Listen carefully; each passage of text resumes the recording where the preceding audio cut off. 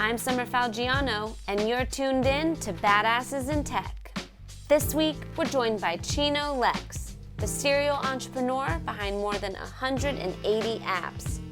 He's here to explain the benefits of planting seeds and making connections. I'm really excited to talk with you today, mainly because everyone loves apps. And I love apps, and from what I understand, you have created and developed over 180. Is that correct? That's correct, yes. It sounds like a lot, but we made a system to make apps for us automatically, but getting that system was pretty challenging.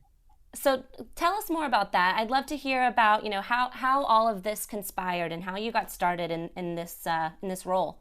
Yeah, so I can touch on it from a high level and kind of zoom in. Is that fair enough? Yeah, absolutely. So I was raised in Spokane, Washington, and Spokane, Washington is more or less a working class city in Eastern Washington. And I got turned on to apps when I was on Yahoo News after a long day at my job as a carpet cleaner. That was like my first job. It was a real job, real hard job. And I got home, I was super tired, scrolling through Yahoo News when people actually used it. And I saw this headline that said 18-year-old makes six figures on apps. Totally clickbait. And I clicked. Yeah. And I had this attitude after I read the article of, if this guy can do it, I can do it. Maybe I was too confident, but that's just the way I felt in the moment.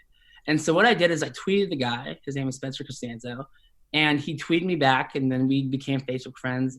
And I was telling him I was thinking about not going to college because I had about a year and a half of college credit under my belt. Like my parents I grew up middle class. It was clear that I had to take out loans myself. Mm-hmm. I mean, let's be honest. I just knew it wasn't for me. I couldn't drink that much, right, at the time, I never really took it seriously in my gut. And so for about 4 to 6 months, mm-hmm. we Spencer and I would trade notes, and he really helped me through the process, and that kind of changed my life. But that was kind of the origin story. I got into college, got into University of Washington in Seattle, and that was the big, the big next step. Yeah. Over, for the rest of my friends, but I just knew again it wasn't for me. So I got to college. I made it all the way to freshman orientation. All the way. All the way. And, at the end of it, I was like, why am I lying to myself? Wow. This is totally not for me. So I begged the financial aid office to if I could send the money back, because they had already sent it to me. Yeah. With the loans. And thank God they took it back. And then I came back home to Spokane and told my parents hey, I need a couple months because I'm not going to do college. They were surprisingly supportive. That was going to be my next question. Against all Asian stereotypes or whatever. And my dad's answer to when I asked him why are you with this? He goes, well, Chino, you've always been, he calls me an alien, not normal or whatever. Right.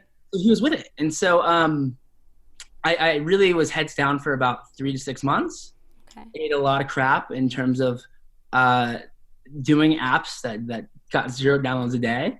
Okay. That I loved, and then I started out the process by creating things that I wanted, but the reality is I needed to create things the market wanted. And so with that new mindset, we created a set of apps that I thought would work, and they did. Mm-hmm. And after we found those niches, we created more and more products for those niches and found some wins there. Can you talk a little bit about the process of identifying what apps worked and what apps didn't? Yeah, it's just all basic supply and demand. So what we figured out before it kind of got hot was this method of, it's called App Store optimization. It's kind of like SEO, but for the App Store.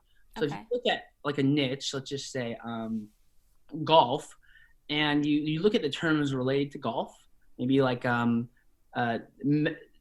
terms as in words or phrases related to golf. You might say a swing calculator. I don't really know golf that well, or Tiger Woods fan club or whatever. Yeah. And if you can find a highly popular niche in terms of search volume with low competition, there's a shot you could have a win there. So we just kept repeating that process over and over again until we found the wins.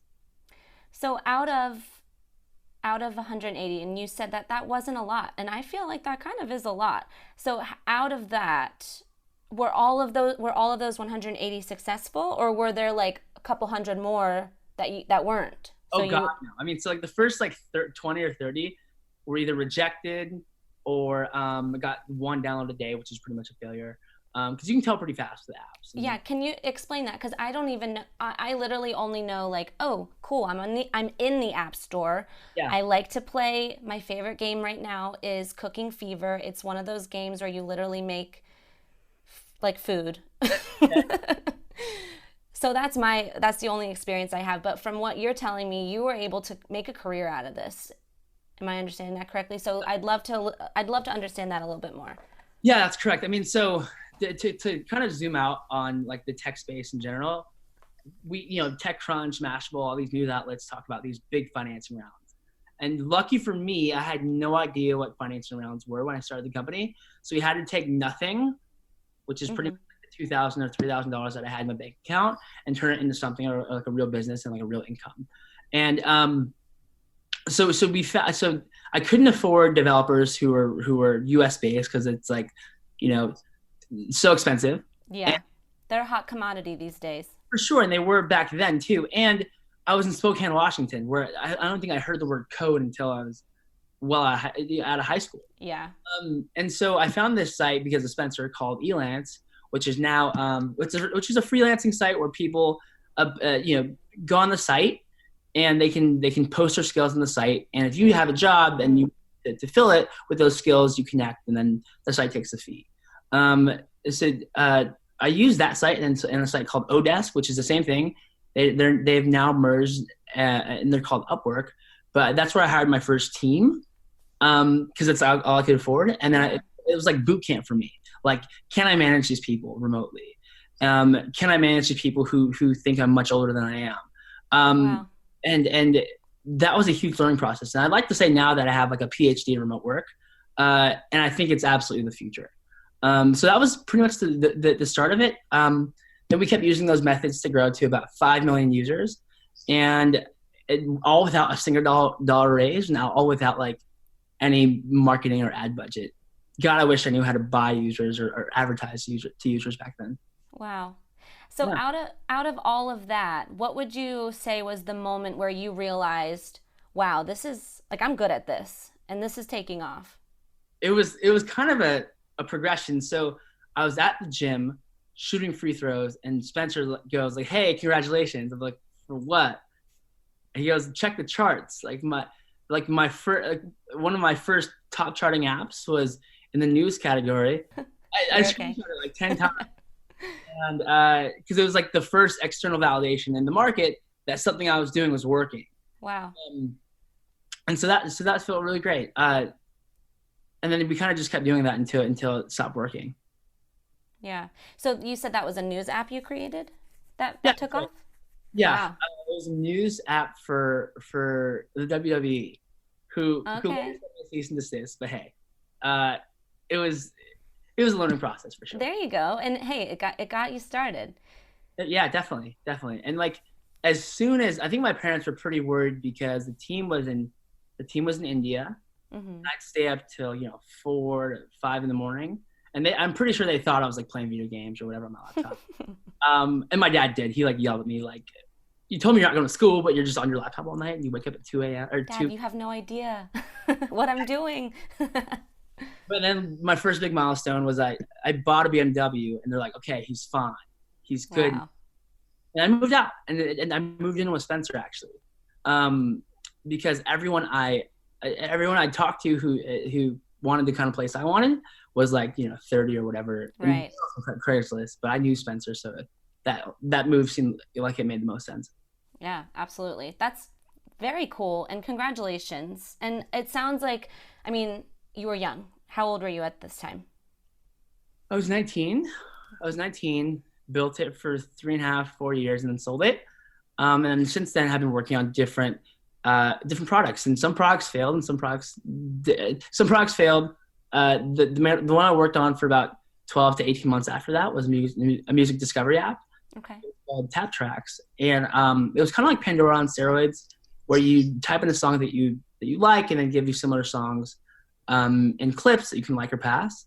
And then the liked songs build this playlist that you can export. And the reality of that was music was something I loved, but not a great business. Huh, that's interesting. For sure. I mean, like for every there are about 50, a little over 50 apps that got to the top charts in the category. But I mean, I published 180, and the one I really wanted to focus on and put all my eggs in a basket to, that one failed. So it's wins and losses, and the point is like you just keep shooting the shot. Yeah. What would you say? I mean, if you think about, that moment where this was something that, like you said, you put all of your energy in, it ended up not making it to where you wanted. How did you keep yourself focused? How did you not let that get you down? Well, I had a lot of fun on the way. Like I really like, I pitch artists. Like I had this crazy story where in the same weekend, in the same 48 hours, I haven't thought about this in years. I met Mark Cuban and Akon in Vegas. And so, and then I met Akon at the LAX gate, and I was, starstruck because like I was totally into his music when I was younger. Oh yeah. And I didn't even cross my mind to think about like my music app. I was talking to him about his work in Africa, like lighting villages. And I thought that was incredible. And I had a friend who invests strictly in African infrastructure, like road, electricity and stuff. And so I offered to introduce them because it's exactly what he's working on. So he gave me his number, and Akon gave you his number. It's right. And so I texted him like a week later, like, hey, I'm an idiot, but I forgot to tell you, like, I'm working on a music app. We have about 120,000 users. And if you're interested, I'd love to talk to you about it because we're raising some money. Yeah. Gave me an address, gave me a time in LA when I was in Seattle.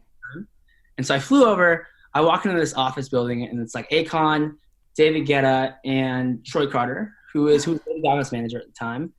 And I'm like, focus. Because I'm trying to pitch.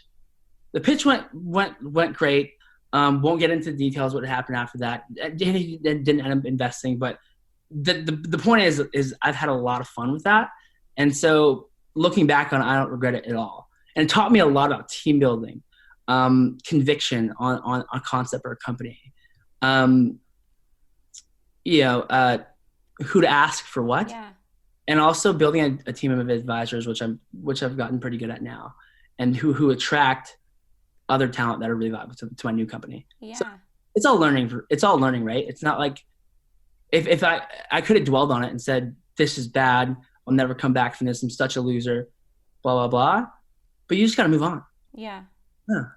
That's cool. And I love too how immediately when you had this opportunity to, you were in front of Akon, who probably would have been like the one person that you would want to sell or talk to about this music app, but your first instinct was not to talk about that. And I think that's really admirable. Thank you. Oh wait, I forgot the other half of the story. So I saw Mark Cuban at CES in Vegas. Okay. And I'm like, I had my pitch already. I'm walking up to him, and he turns around, we make eye contact, and the first thing I say is has nothing to do with my pitch. It had to do with the app, but it was terribly delivered. I'm like, hey, do you want to learn about my music app? He goes, no, music business is a terrible business, and he walks away.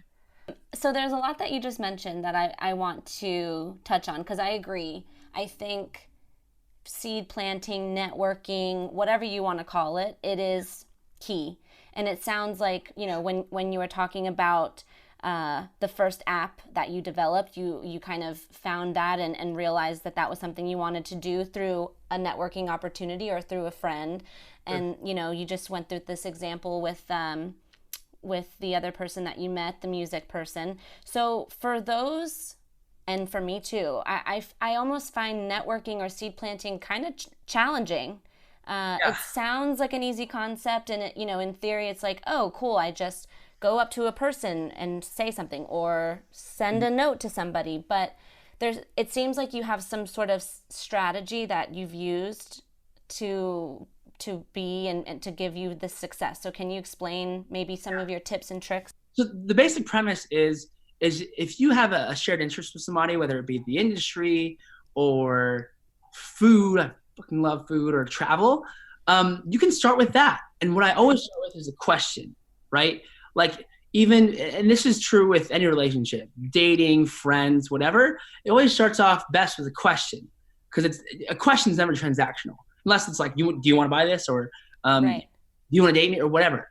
And I think it was Thomas Jefferson and Ben Franklin, one of those smart old white guys, talked about how the best way to have connection with somebody is ask them a small favor. Can you hand me a napkin? Do you know who's the next speaker?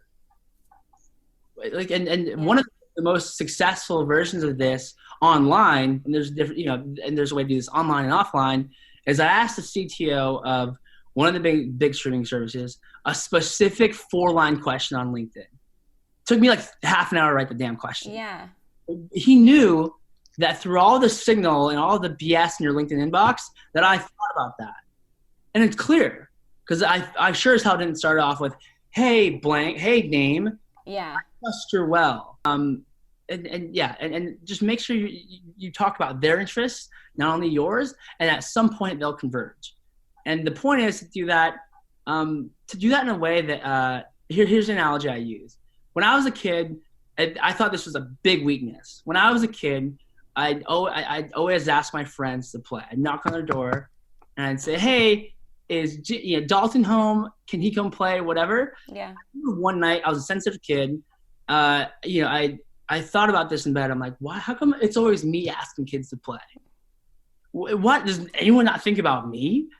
Like, and that bothered me so much. But as an adult, I realize now that I'm pitching. I'm not catching. I'm outbound. I'm not inbound. Well, I'm a little bit inbound. Yeah. But it puts you in the driver's seat. And in this world, there are askers and guessers. Askers are people who are outbound, and guessers are people who are like, well, I don't know if the other party will. It's an asker's world. And so when I plant these many seeds by asking people to play, it's really in my favor. And when I'm looking at my relationships, my friends, now I'm like, man, I think we first connected maybe like 9 months ago. Yeah. 12 months ago. It's not like a quote or anything where I'm like, it's 9 months ago, follow up. Right. We happen to have these same, these mutually beneficial interactions or interesting interactions that just brought us closer together. And it comes naturally. Yeah. Look, have you ever tried to pretend to like somebody? Every day. No. Yeah, I have. No, but the reality is, like, as humans, we're pretty good at knowing if something's good for us or bad for us. Like, it's like a survival thing. So if you talk to someone at a networking event and like you don't like the way their eyes look at you, or you don't like the way they're treating other people around them or yourself, like, you already know that it's not good for you. You're just trying to rationalize it. So all the people that I know who I like and who hopefully who like me, by the way, it's not my business, I was able to tell pretty freaking fast. Yeah. You don't have to convince yourself to like somebody. So, like, all that said, planting seeds are important. Planting authentic seeds are important. And nothing ever happens in the first go around. It's like a couple months later, a couple years later, whatever. And they get to observe your behavior over time, and you get to observe their behavior over time. And if it's something that you both like, then awesome. You'll probably be better friends, acquaintances, colleagues, perhaps in the future. Yeah. No, yeah. I think that is very insightful. And I haven't ever thought about it like that. I was the same way as a kid, oh, so-and-so, can you play with me? And I always thought that way too. Like, why won't they, what's wrong with me? Or why, basically the same thing that you said. And I never thought of it that way, the way that you put it. And you're right, it is an asker's world. And you really can't be afraid, because what's the worst that's going to happen? Someone says no. That's it. Someone doesn't want to play. Listen to what this guy's doing. Okay, let me start figuring out how to make some apps. Thanks for listening to today's episode. To hear more, check out our website, badassesintech.com, and join our community. We're also on Apple Podcasts, Spotify, and SoundCloud, so follow us and tune in next week. That about sums it up. I'm Summer Falgiano, and this is Badasses in Tech.